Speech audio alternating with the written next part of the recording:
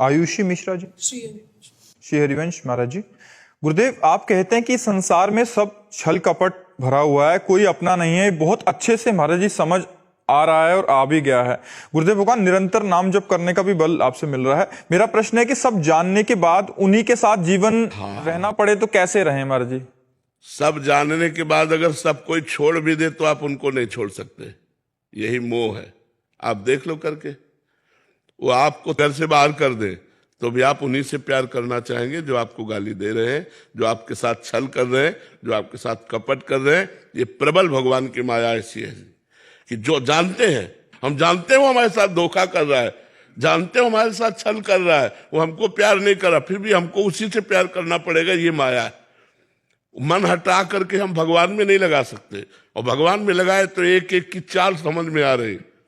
तो यहां पाए जान जगत में सब जन कपटी कुटिल कलयुगी टंचु। कलयुग का प्रभाव, कपट, छल, ये सब चल रहा है, लेकिन हट नहीं सकते, वहीं जीना पड़ेगा, हट नहीं सकते। तो उनमें भगवत भाव करके जिया जाए।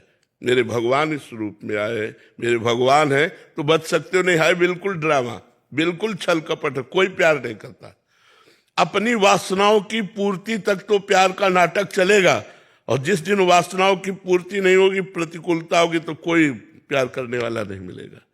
आप सच्ची मान लीजिए। इसलिए भगवान से जुड़िए, राधा राधा नाम जप कीजिए, सब में भगवत भावना कीजिए। तुम्हारे साथ कोई छल करे करने दो, तुम छल मत करना। तुम्हारे साथ कोई कपट करे करने दो, तुम कपट मत करना, तो तुम भगवान के लाडले हो जाओगे। और जिस पर भगवान की कृपा होती है, सब सुख उसके सामने होते हैं। इसलिए भगवान का चिंतन करो, भगवान का आश्रय लो, भगवान से प्यार करो। गुरुदेव, कभी कभी लगता है कि सहन नहीं हो रही है चीजें। कभी कभी लगता है कि अब सहन नहीं हो रहा। ऐसा इसलिए लगता है आपने भगवान को अपना नहीं माना। नहीं, भगवान को अपना मानने पर हर कुछ सहन करने की सामर्थ्य होती है, सब कुछ सहन करने की। पूरा जीवन हो गया, एक दोस्त नहीं बनाया, हमारा एक भी दोस्त नहीं पूरी सृष्टि में, तो दुश्मन का तो सवाल नहीं उठता। अकेला पूरा जीवन रहा हूं, आज भी अकेला ही हूं। केवल मेरा मित्र गोविंद है, ठाकुर है, वही मेरा दोस्त है, और उसी दोस्त के बल से मैं गरजता रहता हूं, प्रियाजू के बल से मैं गरजता रहता हूं।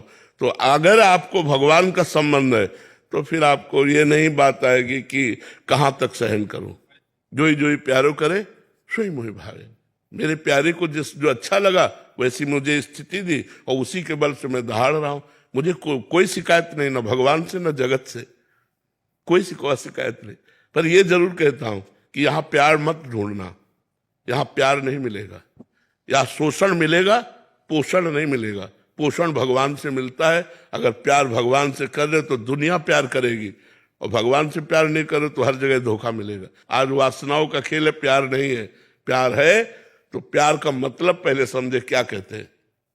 प्यार का स्वरूप यह है कि हम आपसे प्यार करते हैं, तो आपके सुख के लिए हम प्राण दे सकते हैं, आपके सुख के लिए हम अपने जीवन का बलिदान कर सकते हैं।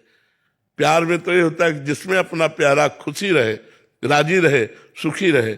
जैसे आपसे हम प्यार करते हो, आपने उनसे प्यार कर लिया तो हमारा हृदय कहेगा तुम खुशी रहो। अगर तुम उनसे सुखी हो तो तुम सुखी रहो, भगवान तुम्हें सुख दे, मैं तुम्हारे बीच में कभी रोड़ा नहीं बनूंगी। यह है प्यार। प्यार ऐसा कहा है, ये तो केवल फिल्मों में दिखाई देता है, प्रगट में तो नहीं है। प्रगट में तो प्यार भगवान से करो तो आनंदित हो जाओगे, पर भगवान है नहीं प्रगट में, वो अव्यक्त परमात्मा है। तो उससे अव्यक्त से प्यार करना बड़ा कठिन है। जो दिखाई न दे, जिसे हम बात न कर सके, उससे प्यार करना। उससे प्यार कर लिया तो बाजी जीत गए। आप राधा राधा जपो, उससे प्यार हो जाएगा। आप कृष्ण कृष्ण जपो, उससे प्यार हो जाएगा। हम लोगों का जीवन उसी के प्यार से पला है, और वो इतना प्यारा है, इतना प्यार करने वाला है कि प्यार का समुद्र है वो। हम लोग प्यार की बूंद मांगते हैं, और वो प्यार का समुद्र है। बस उससे प्यार कोई करके तो देखे, पर करना कठिन है, क्योंकि संसार से अपने प्यार को समेटकर प्रभु के चरणों में लगाना यही कठिन। सबकी ममता ताग बटोरी, मम पद मनहि बांध बरडोरी, ये सबसे कठिन काम है। और ये हो जाए तो साथ खेलता है परमात्मा, साथ खेलता है। अब हम लोग कदम कदम पर उसका प्यार, उसका दुलार, उसका संकेत, उसके इशारे सब जानते हैं। इस समय मेरे प्रभु का ये इशारा है, तुरंत वैसे ही हो गए जैसे प्रभु का इशारा है। मेरे प्रभु हर समय विराजमान है, मेरे सामने विराजमान है। हर समय बात है, हर समय खान पान, हर समय खेल कूद उन्हीं से होता है। अब ये बातें केवल बातों से नहीं होगा, जब हम साधना करेंगे तब समझ में आएगा। कर्नल राकेश कुमार वर्मा जी, गुरु श्री हरिवंश महाराज जी। श्री हरिवंश महाराज जी। महाराज जी 3 वर्ष पहले आपसे शरणागति प्राप्त हुई और पति पत्नी दोनों इस मार्ग पे चलना शुरू किया, आपका सत्संग सुनना शुरू किया। अभी 1 महीने पहले इनका एक ही पुत्र था, वो हार्ट अटैक इनके सामने ही आया और पधार गए। ये कहना चाह रहे हैं कि महाराज जी उस समय भी आपके वचनों ने ऐसा संभाला कि हमें आज तक रोना नहीं आया, और मतलब काफी इन्होंने लिखा है कि नहीं तो टूट जाना बिल्कुल 100% संभव ये था। आपका धन्यवाद देना चाहते हैं कि ऐसा हो 100% टूट जाना संभव था, 100%। महाराज जी 1% भी नहीं टूट। हाँ, यही भगवान की कृपा और यही सत्साधना का फल है। और वो मेरे साथ ही बैठा था, मुझे पता चल गया इसको हार्ट अटैक आया है, तो मैंने उसको सीपीआर दिया और मैंने आर्त भाव से राधा राधा बोलना शुरू किया। राधा राधा राधा, मैंने कहा अगर होगा तो बच जाएगा, लेकिन शायद विधान ऐसा था कि बचना नहीं था। विधान बिल्कुल बिल्कुल लेकिन महाराज जी अगर आपसे जुड़ा नहीं होता मैं और दीक्षित नहीं होता तो बुरा हाल हो गया होता।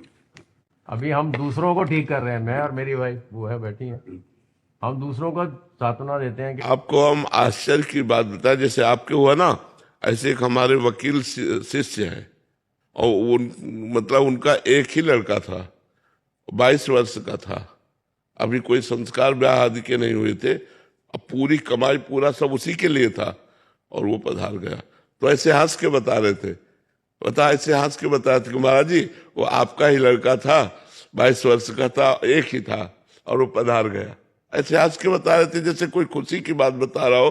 तो हम कहा तुम्हारे तो आंखों में आंसू होने चाहिए। बोले आपकी कृपा इसलिए नहीं, मुझे पता है। मैं सिर्फ मेरा प्रश्न आगे ये है, जी क्या ये निर्मल दिल है या कठोर दिल? नहीं, यही निर्मलता है जो मोह रहित है, यही निर्मलता है जो मोह रहित है। आंसू उसको मिटा नहीं सकते, हम क्यों आंसू बहाएं? भगवान के लिए आंसू बहाएंगे। ये मृत्यु लोक है, यहाँ नियत समय पर।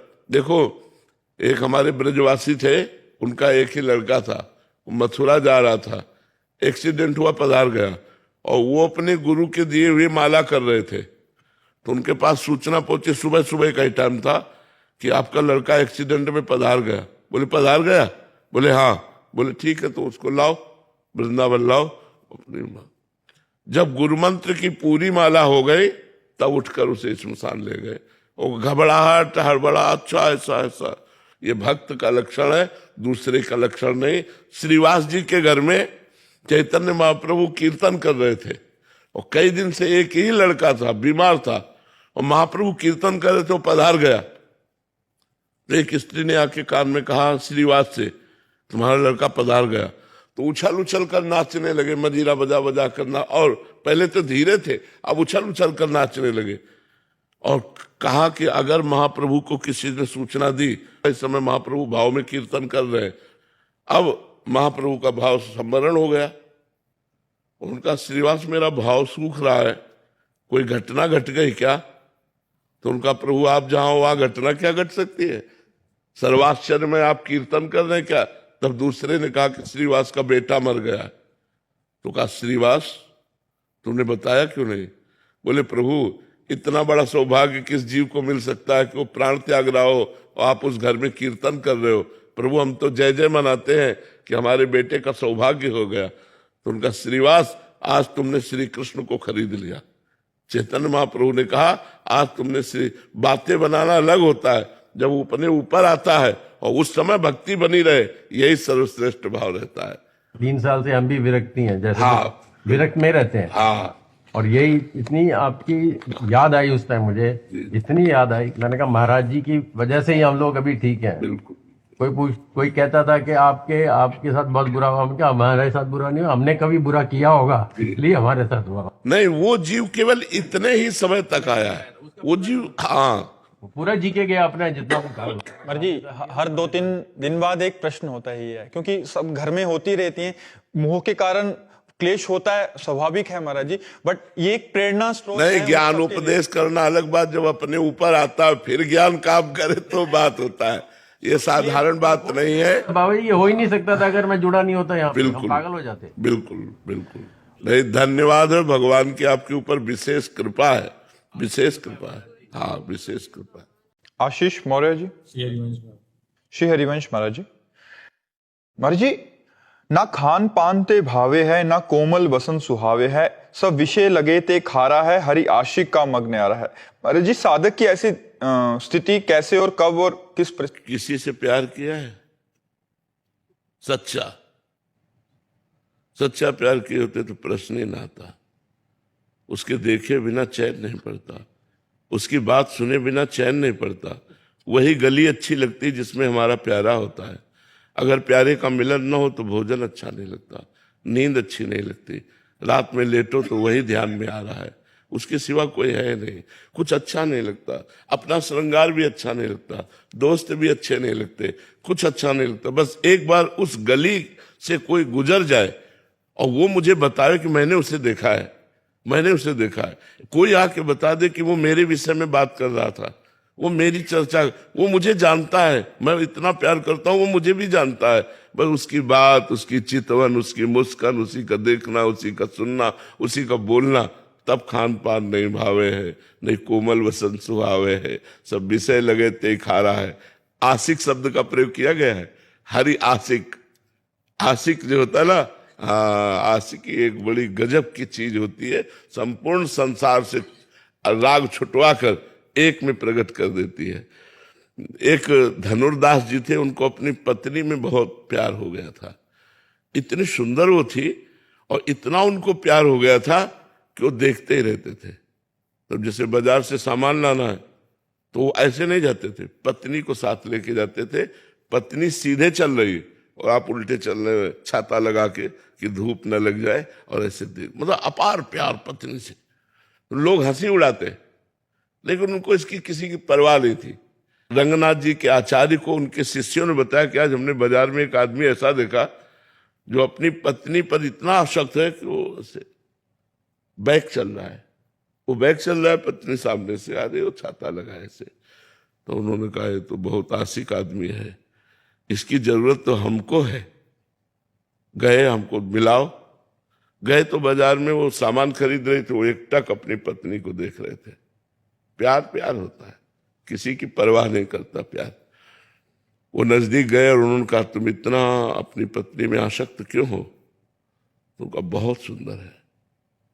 बोले इससे सुंदर अगर हम आपको दिखा दें? तो बोले हो ही नहीं सकता। तो ऐसे जे कपोल पे ऐसे स्पर्श किया, चपत लगाई, तो सामने ठाकुर रंगनाथ जी। छूट गया छाता, छाता छूट गया, पत्नी भूल गए। भगवान की मंद मुस्कान में बहुत बड़े महात्मा हुए, उनका नाम हुआ धनुर्दास जी महाराज, बहुत बड़े महात्मा हुए। तो आशिकी जब प्रबल हो जाती है तब जीना मुश्किल हो जाता है, अपने प्यारे के बिना जीना मुश्किल हो जाता है। अपना प्यारा नजदीक होता है तो डर लगता है कहीं छूट ना जाए, एक भय लगा रहता है कि कहीं हमारा भी छो ना हो जाए, कहीं कुछ हो ना जाए। मतलब वो हर समय अपने प्यारे के विषय में, तब उसे खान पान अच्छा नहीं। खान पान अच्छा जब लगेगा जब प्यारा साथ होगा। प्यारे के बिना खान पान नहीं भावे है, नहीं कोमल वसन सुहावे है, सब विषय लगे ते खारा है, हरि आशिक का मग। प्यार बहुत बड़ी चीज है। देखो एक आप चपत लगा दिए तो अरे वो तो भाव दशा होती महापुरुषों में, कभी ऐसी भाव दशा उनकी होती है कि वो ऐसे कर दिए, जीव का कल्याण कर दिए। थप्पड़ मारने से भगवत साक्षात्कार नहीं हो जाता। उन्होंने कृपा करके, आचार्य थे ना, तो आचार्यों में इतनी सामर्थ्य होती है कि वो कृपा करके जिसको चाहे पापी से पापी को भी भगवान का दर्शन तुरंत करवा दे। हमारे यहाँ नरवाहन जी हुए हैं, बहुत बड़े डाकू थे, पूरे ब्रजमंडल में थर थर कांपता था ब्रजमंडल, और यहाँ जो आता था उसको कर देना होता था राजा नरवाहन को। तो हरिवंश महाप्रभु राधा वल्लभ जी को लेकर जब वृंदावन आए तो मदन टेर पे विराजमान हुए, और ये सूचना उनके सेवकों ने, नरवाहन के सेवकों ने दी, और उन्होंने बताया कि ऐसे महापुरुष हैं कि हमारी हिम्मत ही नहीं कि मैं कर मांग लूं उनसे। बहुत सुंदर हरिवंश महाप्रभु थे, बड़े तेजस्वी महाप्रभु थे। सेवक जी ने वर्णन किया है, अतुलित रस बरसत सदा सुख निधान बनवास, अद्भुत महिमा महि प्रगट सुंदरता की रास कनक दुति देह रिज रुचि बारिज बदन प्रसन्न हास मधुरंग सुचि शुभ्रु सुष्टु ललाट पट सुंदर कर्णम नयन कृपा अवलोक प्रणत जन आरति हरणम। इतना सुंदर स्वरूप और करुणा करके देख ले तो जीव निहाल हो जाए। तो बोले हमारी हिम्मत ही नहीं पड़ी कि हम कर मांगे। तो नरवाहन जी ने कहा कि मैं जाता हूं देखता हूं। तो वो मतलब महाप्रभु के प्रति चले तो हृदय में एक अलौकिक आनंद। तो उनकी हिम्मत नहीं पड़ी कि वो सामने जाए।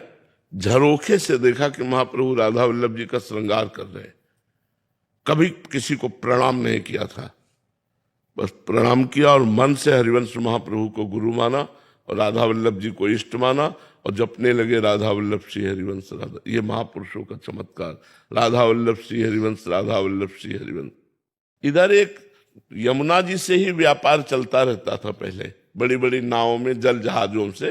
तो यमुना जी से एक व्यापारी जा रहा था, जैनी, करोड़ों असरफियों का व्यापारी था वो, स्वर्ण आदि का सब।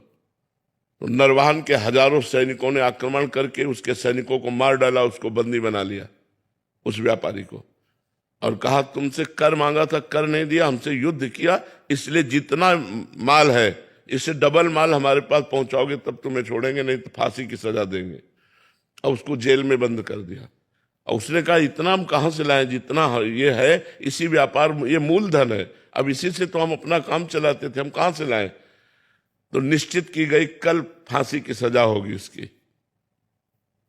नरवाहन जी इन सबसे अलग होकर एकांत में राधा वल्लभ श्री हरिवंश, राधा वल्लभ श्री हरिवंश। एक दासी जो थी वो नरवाहन जी को जो सेवा में उपस्थित रहती थी, उसने भोजन लिया और जैनी के पास जाकर कहा आज खा ले रात्रि में, कल तुझे दिन में फांसी की सजा होगी।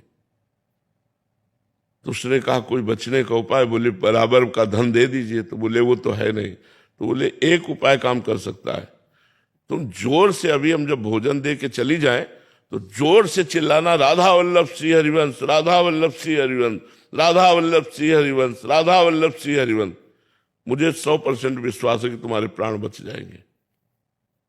अब प्राण फांसी की सजाओ किसी को अरे वो जी जान से शुरू हुआ रात्रि में राधा वल्लभ, तो सुनी रात्रि तो ये आवाज नरवाहन के महल तक पहुंची।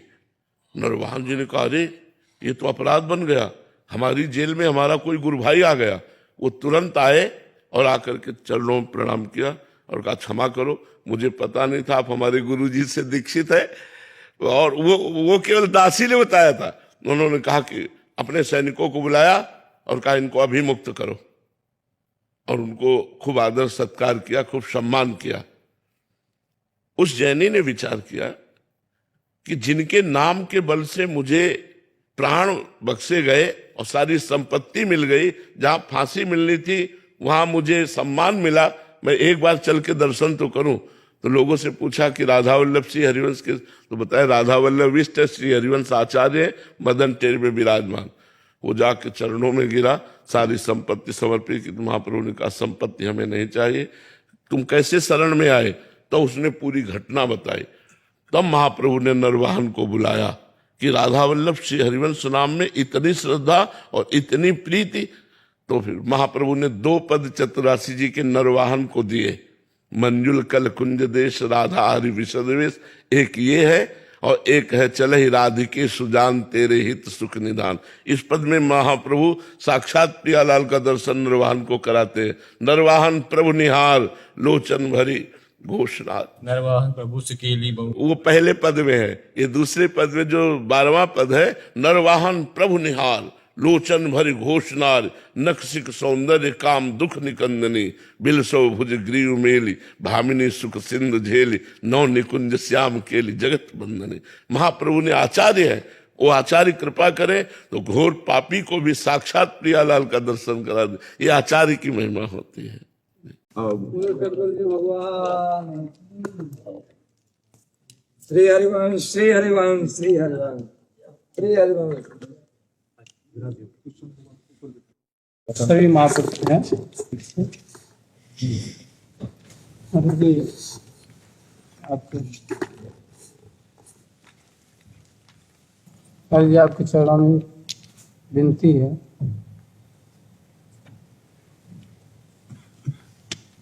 जैसे गुरु करे जान के पानी पिए छान के, तो कुछ अपने साधक अपने शिष्य बन जाते हैं महापुरुषों के, तो या उन जैसे नहीं बन पाए या जैसा बनना चाहते रहे वैसा नहीं बन पाए, तो थोड़ा दूरियां हो जाती हैं। उस समय में शिष्य का कैसे कल्याण का मार्ग प्रशस्त हो, अथवा कुछ सकामक लोग महापुरुष का ही वेश धारण करके उनकी प्रतिष्ठा कामना आदि उनके शिष्य प्रशस्त बन जाते हैं, और उस समय में ऐसे महापुरुष या गुरुजन लोग पद पे हैं, उनका कैसे कल्याण का मार्ग प्रशस्त। जो पहली बात तो जिन्होंने अपने गुरु को साक्षात परब्रह्म माना वही शिष्य है, और तो ढोंग है, नाटक है, पाखंड है। गुरुदेव परब्रह्म परमात्मा सिर्फ मेरे लिए मनुष्याकार रूप धारण करके वो आए हैं कृपा करके। जो हमारे अंदर ये भाव हो, वो स्वामी जी करे, बंदो गुरुपद कंज कृपा सिंधु नर रूप हरि महामोहतम पुंज जास वचन रव करने कर। जिनके वचनों के प्रकाश से अज्ञान अंधकार का नाश हो जाता है, वो कृपा सिंधु भगवान श्री हरि, जगत गुरु भगवान श्री हरि ही हमारे गुरुदेव के रूप में आए हैं। ये दृढ़ विश्वास होना चाहिए। किंचन मात्र भी गुरुदेव में मनुष्य बुद्धि, साधक बुद्धि या संत बुद्धि नहीं होनी चाहिए। गुरुदेव में साक्षात परब्रह्म बुद्धि होनी चाहिए। और जो सकाम भाव से गुरुदेव के चरणों का आश्रय लेते हैं, हम उनकी भी वंदना करते हैं, पर वो गुरु को परब्रह्म मानकर अपनी कामनाओं की पूर्ति सिर्फ गुरु से करना चाहते हैं, उनका तो कल्याण हो जाएगा। और जो गुरु की आज्ञा का उल्लंघन करके और गुरु जैसा वेश धारण करके और अपने को पुजवाने और प्रतिष्ठा पाने लगे, उनका रास्ता दूसरा हो जाता है। वो गुरु अवज्ञा के कारण अपराध करते हैं, और अपराध के कारण वो नरकगामी होते हैं। वो भगवान की कृपा का पात्र नहीं बन सकते, क्योंकि गुरुदेव की आज्ञा का पालन हम सकाम भाव से कर रहे हैं तो हमारी कामनाओं की भी पूर्ति हो जाएगी और निष्कामता भी आ जाएगी। क्योंकि गुरु तत्व कृपालु है, वो हमारी सकामता को पूर्ण या नष्ट करके, दोनों भावों में जैसा उचित समझेगा, पूर्ण या नष्ट करके हमको उठा देगा और ऐसी भूमिका पर ला देगा जहां से भोगों की रुचि अरुचि में बदल जाएगी। गुरु कृपा, हम सब सकामता से ही गुरु के चरणों में लगते हैं, लेकिन गुरु की अवज्ञा करके, वो गुरु जैसा वेश धारण करके और अपने को गुरु साबित करके अन्य शिष्यों को, अन्य भूले हुए प्राणियों को अपनी तरफ आकर्षित करके और अपनी वासनाओं की पूर्ति करना, ऐसे लोग नरक में जाते हैं। और जो ऐसे लोगों का अनुसरण करते हैं वो भी नरकगामी होते हैं, क्योंकि गुरु बहुत समझ करके करना चाहिए। गुरु हमें काम क्रोध लोभ मोह मद मत्सर से उठाता है, क्योंकि भगवान उसी के हृदय में प्रकाशित होते हैं। काम क्रोध मद मान न मोहा, लोभ न क्षोभ राग नहीं द्रोहा, जिनके कपट दम्भ नहीं माया, तिनके हृदय बसो रघुराया। तो भगवान वहां प्रकाशित होते हैं जहां चाह मिट गई, कामना मिट गई, वासना मिट गई, वहां भगवान प्रकाशित होते हैं। तो गुरु अपने शिष्य के हृदय में भगवत तत्व का प्रकाश करने के लिए ही सब साधनाएं बताता है। लेकिन अहंकार बर्दाश्त नहीं कर पाता गुरु के द्वारा दी हुई कृपा, जो प्रतिकूलता रूपी कृपा है, उसको बर्दाश्त नहीं कर पाता। अगर बर्दाश्त कर ले तो सारे दोष नष्ट हो जाएं, वो भाग पड़ता है, उनकी अवहेलना करके भाग पड़ता है और मनमानी आचरण करके भ्रष्ट होकर फिर जगत से और जगदीश से, दोनों से वो चला जाता है। जगत में भी निंदा हुई और जगदीश का आश्रय छूट गया तो वो नष्ट भ्रष्ट हो जाता है। गुरु में भी दोष बुद्धि देखने लगते। हाँ, जब तक हम गुरु अवज्ञा नहीं करेंगे तब तक हमारा नाश नहीं हो सकता। भले हम कामी हैं, भले हम क्रोधी हैं, भले हम लोभी हैं, अंदर दोष है, पर हम गुरु अवज्ञा नहीं कर रहे, तो एक दिन वो निर्दोष दृष्टि हो जाएगी, क्योंकि गुरु और प्रभु का स्वभाव एक जैसा होता है। गुरुदेव और मतलब जो शरीर प्रभु हो जाते लोग कहते हैं गुरु दूसरा बदलना चाहिए, लेकिन गुरु बदलना चाहिए नहीं। गुरु बदलने वाली चीज होती है क्या? गुरु तो बदलने वाली, बोलते हैं मतलब गुरु जी नहीं रहे हमारे, गुरु जी है, गुरु मंत्र तो वही रहता है। बिल्कुल गुरु जी नहीं रहे तो गुरु का उपदेश और गुरु का नाम, गुरु का मंत्र बदलने की जरूरत क्या है?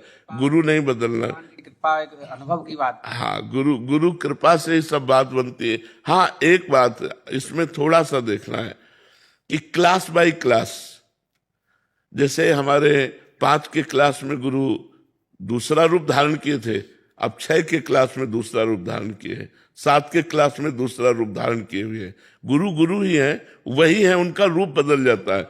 जैसे हमें गायत्री मंत्र मिला तो गुरु और थे, और जब हमको पंचाक्षरी मंत्र मिला तो गुरु और थे, जब हमें महावाक्य मिला तो गुरु और थे, और जब सन्यास मिला तो गुरु और थे, और जब राधा वल्लभी शरणागति हुई तो गुरु और जब निज मंत्र विरक्त वेश मिला तो पूज्य महाराज जी।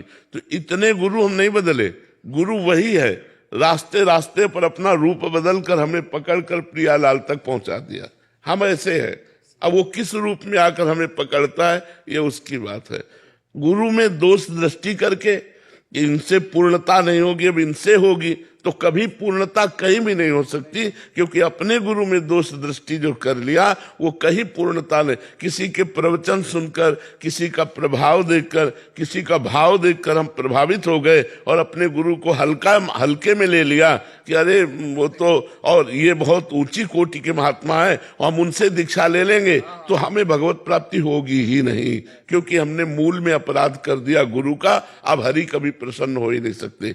वो गुरुदेव आदेश कर दे, वो गुरुदेव आदेश कर दे कि अब हमारा ही वो स्वरूप है, आप आगे बढ़ो, तो कोई हानि नहीं है। लेकिन अपने गुरुदेव में दोष दृष्टि करके, किसी संत में महात्म बुद्धि करके यदि हम ऐसा करें तो उस संत, सिद्ध संत के समीप भी रहने पर हमारा कल्याण नहीं होगा, क्योंकि हमने अपने गुरु पर हे बुद्धि कर ली, लघु बुद्धि कर ली। आनंद आया। और जी आपका स्वास्थ्य थोड़ा बहुत कृपा है, बहुत कृपा है, स्वास्थ्य बहुत ठीक है, बहुत इसी महापुरुषों के माध्यम से आपका दर्शन भी हो जाता है।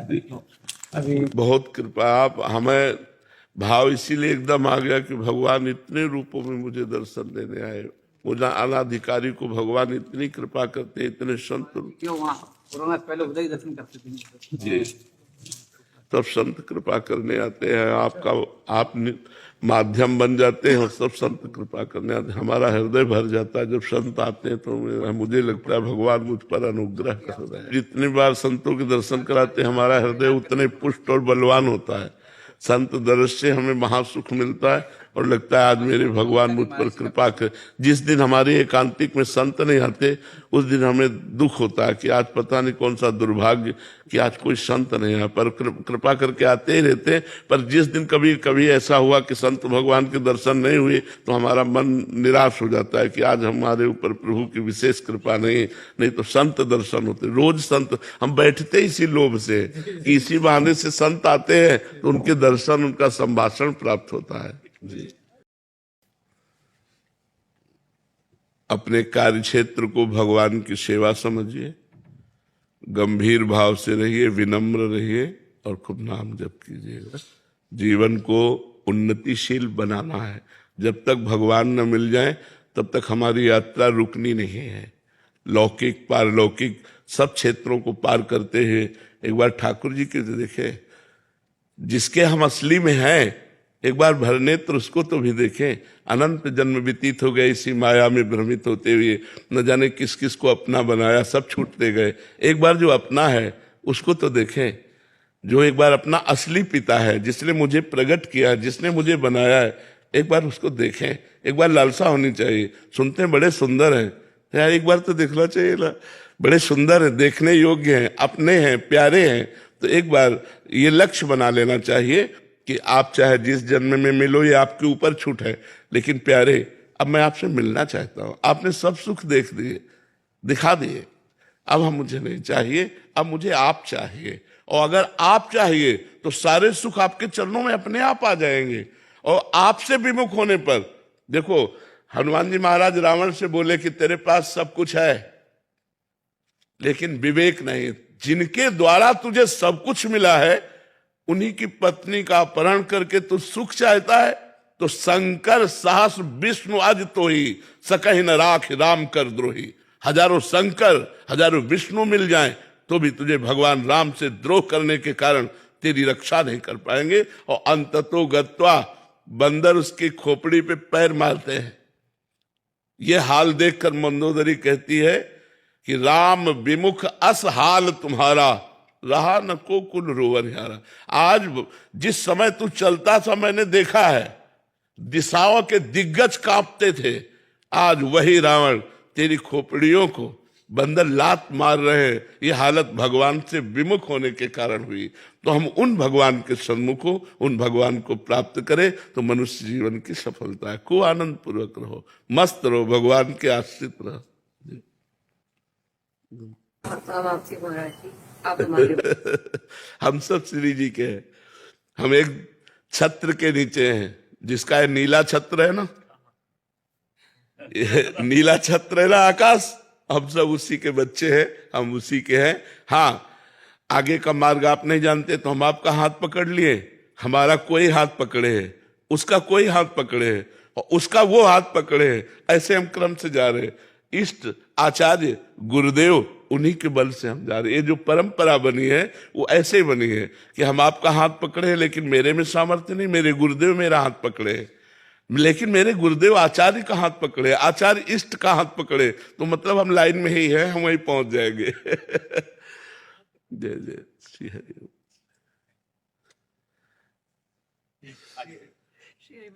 श्री हरि, खूब जाओ, मस्त रहो। अलका श्रीवास्तव जी। राधे राधे महाराज जी। महाराज जी, योग क्षेम मतलब जीवन यापन से जुड़े खर्च की चिंता बनी रहती है, इससे ऊपर उठने के लिए महाराज जी क्या करें? आप बताइए, आप दुख प्राप्ति की चाह करते हैं क्या? कोई स्वयं प्राप्त होता है ना, ऐसे सुख प्राप्त हो जाएगा जो आपके भाग्य में लिखा है। सुख और दुख के लिए आपको प्रयास नहीं करना, आपको प्रयास करना है सुख और दुख से परे परमानंद की प्राप्ति के लिए, भगवान की प्राप्ति के लिए।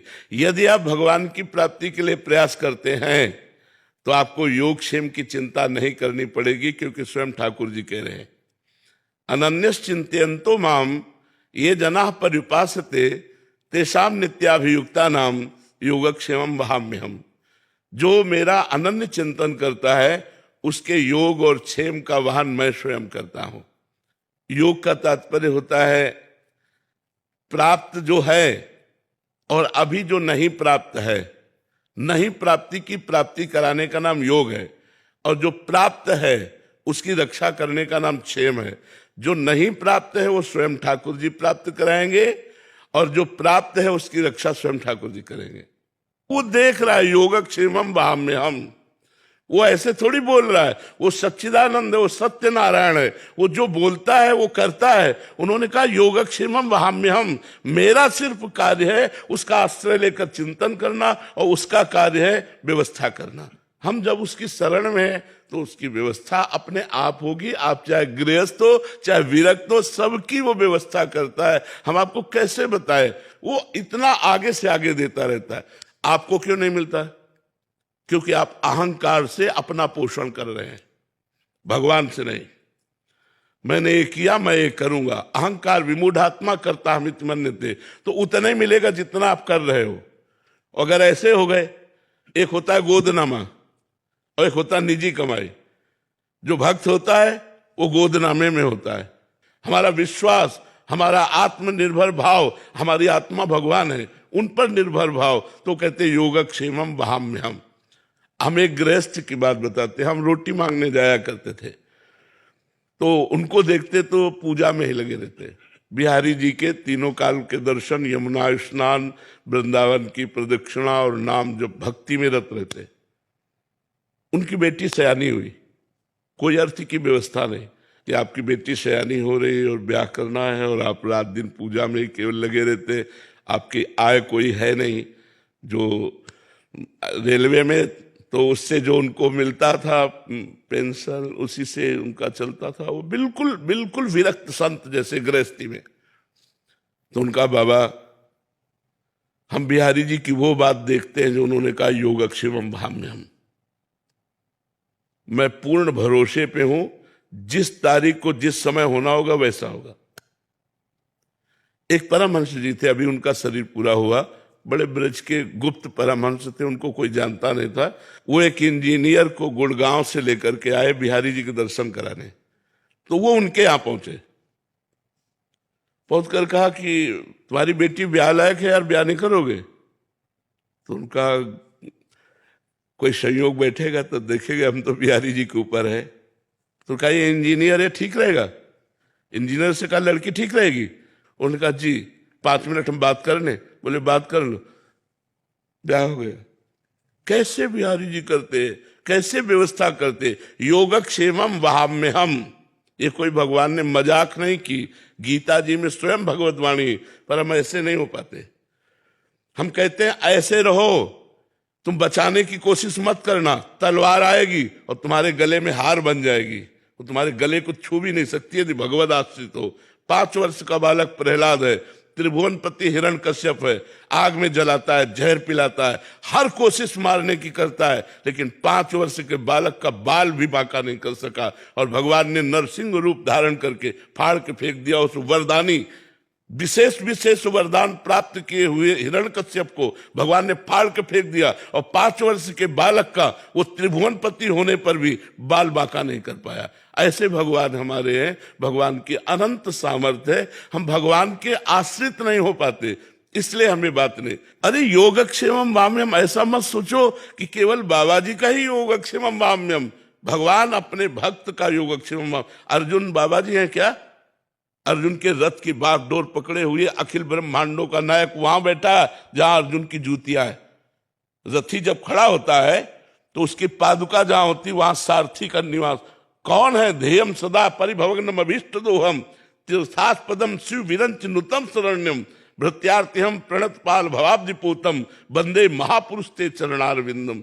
जो भगवान शंकर ब्रह्मादि है, जिनके चरण रज की वंदना करते हैं, वो भगवान श्री कृष्ण है। और बैठे कहाँ है? सारथी बने बैठे हैं। तो हमें विश्वास होना चाहिए, विश्वास के बिना भक्ति नहीं और भक्ति के बिना सदगति नहीं। इसलिए चाहे गृहस्थ हो चाहे विरक्त हो, भगवान पर विश्वास करो, उसका चमत्कार देखो, उसका चमत्कार देखो, भगवान कैसे रक्षा करते हैं। महाराज जी, आपने बोला कि अप्राप्त की प्राप्ति और जो प्राप्त है उसकी रक्षा करते हैं प्रभु। महाराज जी, यहाँ जब मनोकामना वाली बात आती है कि हमने भगवान से मांगा फिर दिया नहीं, क्यों दे? भगवान तुम्हारे नौकर है। तुमने तपस्या की, तुमने साधना की, तुमने उपवास रखे, तुमने व्रत रखा, तुम तीर्थयाटन किए, तुम कितना नाम जप किए, क्यों दे दे? हमने बताया है कि 2 प्रकार से भगवान देते हैं। एक तो होता है अपनापन, जैसे ये हम दुनिया जो है हमारे भगवान की एक दुकान है, मेरे मालिक की दुकान में है सबका जीवन खाता। अब इस दुकान पर जब हम जाते हैं और हम कहें जरा सोने का हार दिखाइए, लीजिए पैसा आपको देना पड़ेगा। अच्छा, घर का आदमी गया और उसने कहा ये हार तो हमें बहुत पसंद है, ले लीजिए, उससे पैसा मांगेगा क्या? तो या तो भगवान के बनो, तो आप मेरा स्वामी है, मैं उनका दास हूं, वो मेरा पिता है, मैं उनका पुत्र हूं, जिधर चाहूं, जो चाहूं, जब चाहूं, जहां चाहूं वहां उपस्थित करवा दूं, क्योंकि वो अखिल सामर्थ्यशाली है। या तो घर के बनो, उनके दास, उनके निज जन बनो, उनके सखा बनो, उनको प्रीतम मानो, और या फिर तपस्या करो, तपस्या करो और फिर भगवान से चाहो। तो जैसे श्री ब्रह्मा जी ने कर्दम जी को आदेश किया, जाओ गृहस्थ धर्म स्वीकार करके संतति उत्पन्न करो। श्री कर्दम जी ने सोचा, बहुत ज्ञानी महापुरुष थे, तो उन्होंने 10,000 वर्ष तपस्या की, दाहिने पैर के अंगूठे के बल खड़े होकर हाथ उठाकर 10,000 वर्ष तपस्या की। भगवान प्रसन्न हुए तो उनका मुझे मेरे योग्य पत्नी चाहिए। तो आदि सम्राट महाराज मनु की पुत्री देहूति, भगवान ने कहा वो परसों आएंगे और आपका ब्याह कर देंगे। पत्नी भी चाहिए तो 10,000 वर्ष, तो कलयुग में 10,000 वर्ष तो जीला नहीं, 80 वर्ष जीला यार, 10 दिन तो बदल करो, कुछ चाहिए तो भजन करो, ऐसे थोड़ी कि बोल दी जाके कि तुम्हें 100 किलो लड्डू खवा दे, वो भूखों मर रहे हैं। अरे पूरे विश्व ब्रह्मांड को भगवान पवार है। अच्छा, ये काम नौकर से कहा जाता है। मालिक को तुम नौकर समझ रहे हो कि तुम्हें 50,000 का फूल बंगला बनवा देंगे, हमारा काम कर दो, ऐसे नहीं होता। या तो इतनी तपस्या हो, आपका भजन हो, व्रत उपवास हो, तीर्थयाटन हो, तो मांगिए, अनुष्ठान कीजिए, तो पूर्ति होगी। या आप भगवान के बन जाइए कि नाथ आप मेरे स्वामी हैं, मेरी ये आवश्यकता है, तो भगवान उस आवश्यकता की पूर्ति निश्चित करेंगे। विश्वास कीजिए। अगर दो में से आपका कोई न तप है और न संबंध है, तो ऐसे मांगने से नहीं मिलता। ऐसे मांगने से तो सब लोग मांगते रहते हैं भगवान से, ऐसे थोड़ी सुनते हैं भगवान। हमारी बात मान लो, भगवान को अपना मान लो। अपना मानने में क्या जाता है, वो तो अपने हैं ही। और फिर प्यार से उनसे बात करो, वो सुन रहे हैं, मान लो छवि के सामने ही आप ऐसा। हमने आज तक देखा है कि 1 सेकंड में हमें उत्तर मिला है। हमारे हृदय में ही 1 सेकंड में उत्तर आया। अगर हमने कोई प्रश्न किया अपने ठाकुर जी से, कोई बात की, एक तो ऐसे चांस ही नहीं आते, 1 सेकंड में निदान मिला है। 1 सेकंड में निदान मिला है। वो सुन रहे हैं, आप जहां से बोल रहे हो वहीं बैठे सुन रहे हैं। लेकिन आपका परिचय तो होना चाहिए। आपने परिचय तो संसार में किया, भगवान से परिचय किया नहीं। भगवान को केवल एक माना अपनी वासनाओं की पूर्ति का क्षेत्र, सो ऐसा नहीं है। वो भगवान है, बहुत चतुर है, बहुत खिलाड़ी है, ऐसे हाथ में आने वाले नहीं है।